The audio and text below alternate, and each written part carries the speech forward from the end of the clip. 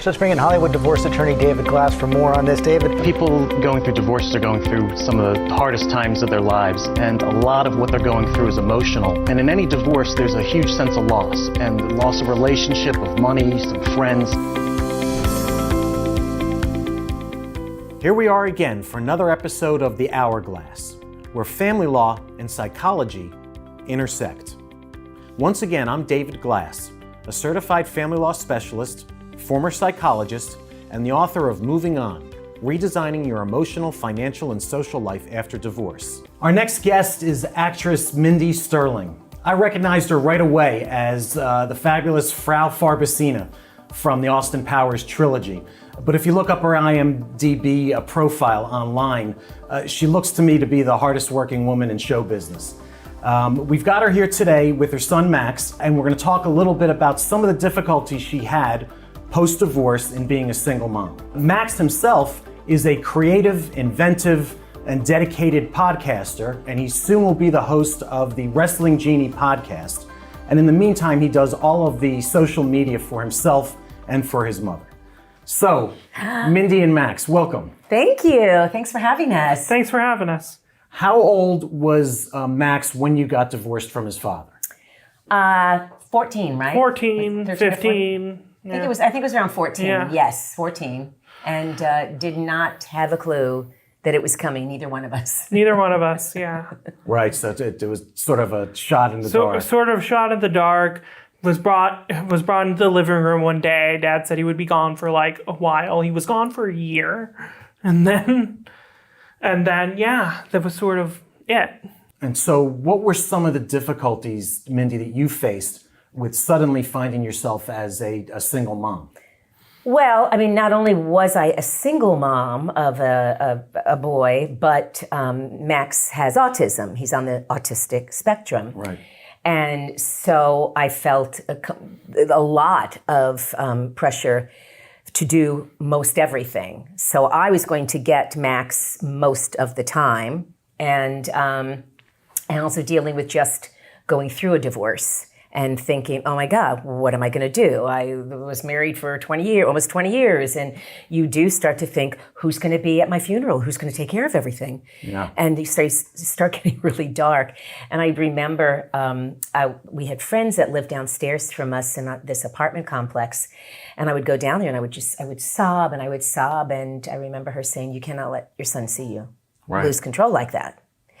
And so when I came up, I had to try to, keep it all together. Mm-hmm. And she did a really good job with that. Oh, thanks. Yeah. And I think one of the hardest things was when Max would go to his father's, and who his father was living with at the time, every other week. Every other weekend. And the holidays. Holidays were... Yeah, you have to, you do. You have to negotiate the holidays, and you're like, well, what do you mean I can't have them Saturday morning? That's the morning we get up and we should gifts. Right. Oh, okay. So it was never like a battle. Like he wasn't forceful about, well, I have to have this and blah, blah. But that was part of our agreement. Okay, so we'll work things out.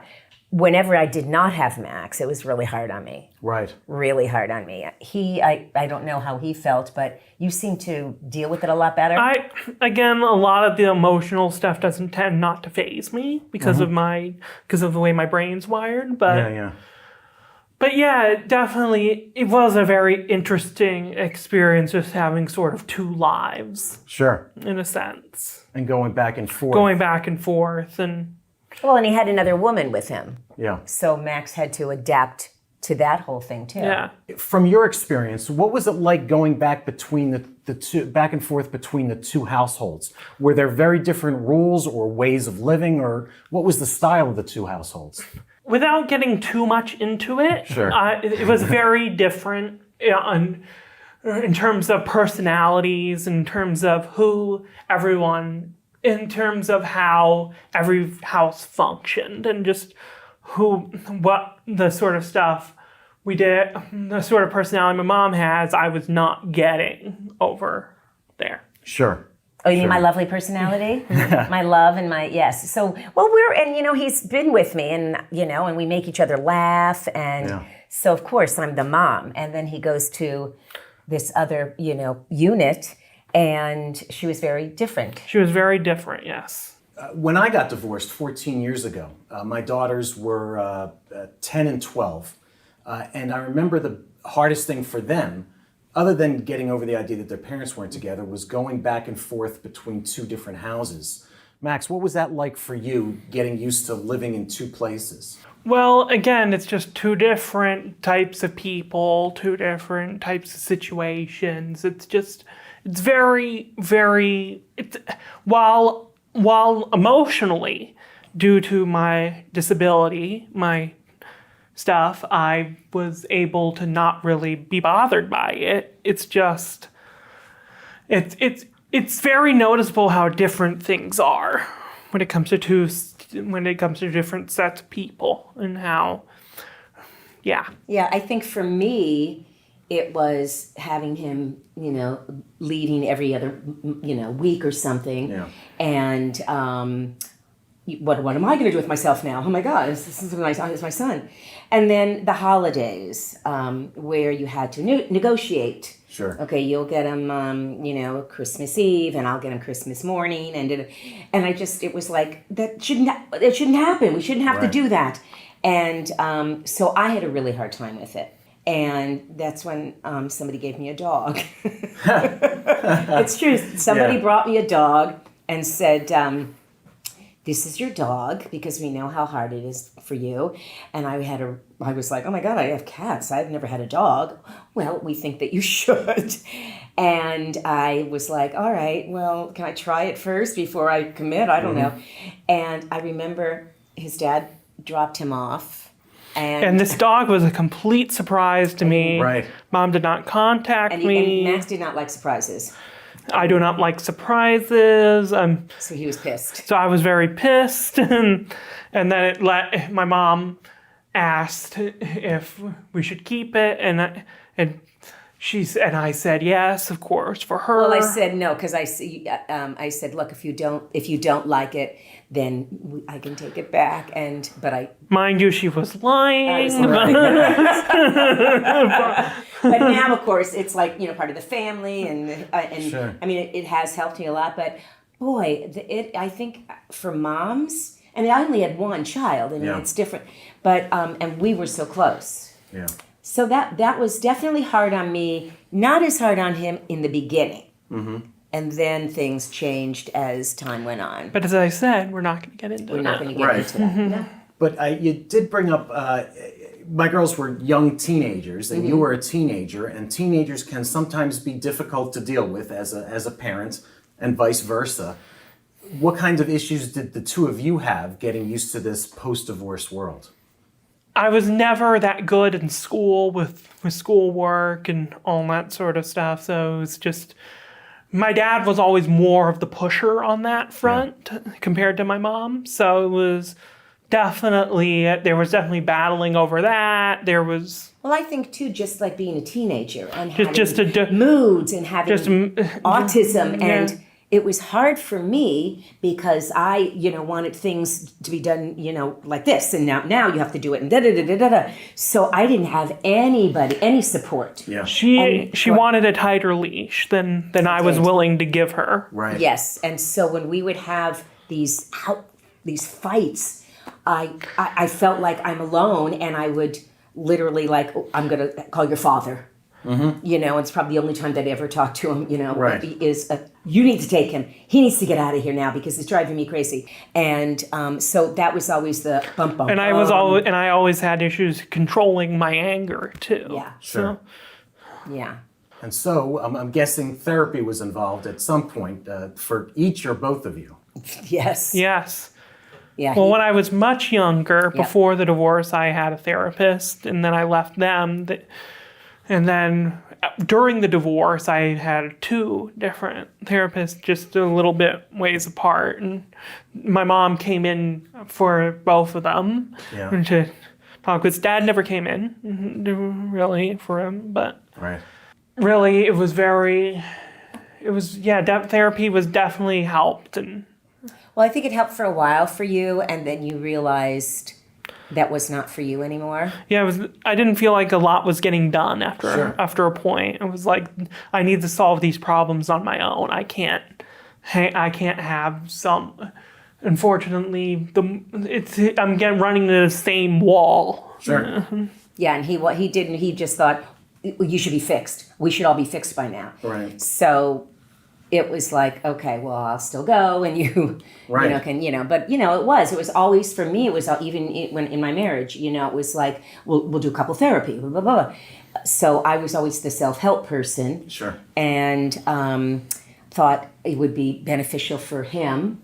And we went together because I just didn't want to be in and out of therapy for the rest of my life. That was more it. Because apparently when I was diagnosed, originally someone said that. Yes, one of your I think the first therapist said that, he's got this, and he'll probably be in and out of therapy for the most of his life, sure. Which I think everyone is personally. Right. They may not talk about it, but a lot of people do that just when you need it. Mm-hmm. I'm not talking about like every single day. Absolutely.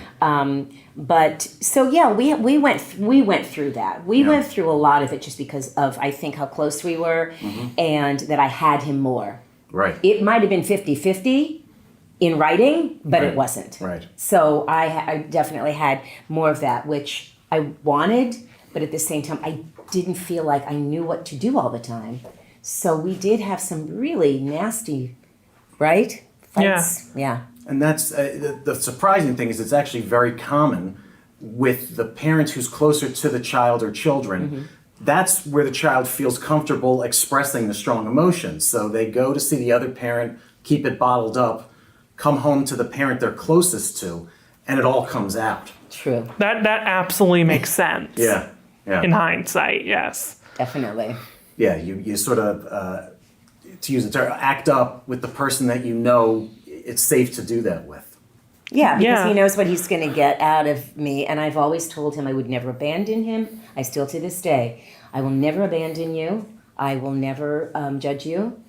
And I, if anything, I'm like the Jewish mom. I can't right. hug. We need to hug now. Or we have this I call it a little codependent. Right, sure. Because I don't date, though I have a lot of wonderful friends. Mm-hmm. But I enjoy my home life. I enjoy my friends. I enjoy my animals. I enjoy his presence. And I agree with her. It is a little smothering, but you get used to it. Aww. And now he initiates. That's great. Yeah. That's great. And you mentioned earlier, I had also the experience when I was first divorced of suddenly being alone in the house. Mm-hmm. That I looked around and, you expect it and the calendar's that way, but suddenly you find yourself all alone at home.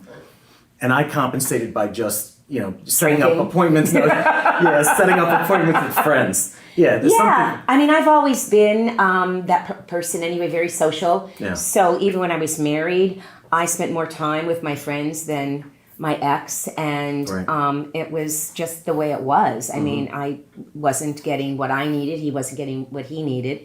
So for me, this is, it's okay. I really do love my life now. And though as much as I try to think of you need to get your own place or blah, blah, blah, blah, I'm also enjoying as he's getting older and he is growing and he is changing. Yeah. Right? The other day you said Things are a lot different now than I even was like 2-3 years ago when it comes to like a lot of my stuff. And he's more helpful. And every day he comes into my room and says, what do you say? Good morning. And what else? Do you need anything? Come on. Yeah. I mean, I'm not going to get that from some guy. Yeah. So I understand the two of you do some Instagramming together. Well, yes. I started it. I initiated it. And for some reason, it was just because he's so funny and we have this great personality. I love asking him questions. So, I would go, ooh, look at that. Oh, wow. What's that shirt say? And he would just answer me as earnestly as possible. And I'm like, oh my God, where'd you get that? Oh, and what are you drinking? Are you drunk yet? We would drink together. So all of this stuff, this interview back and forth, or this talking, and I would comment and he would say things, was always so funny. And we would always end it with, Max, I love you. I love you too, Mom. And we would always end it that way. So it became this. We put this on Instagram and Facebook, and everybody's like, "Oh my God, you guys need a show!" And, blah, blah, blah. And oh my God, you're so funny. And I'm at parties with my mom, and people who I've never met before are coming up to me saying, "We love you." So all these people, and I'm like, well, the more that we do these, guests as, another podcaster, that helps with building your, team of people. So that's like our little thing is we just make people smile and laugh. That's great. And they don't get to see the dark side of us. Yeah. Just the fun. Yeah. That's great. The dark side feeds the fun Yes. side. Oh, Absolutely. It's been great talking to both of you to find out about your story, to share your story with our viewers, and I'm sure they got a lot out of it. Of course. Thank you. Thanks for having us. Yeah.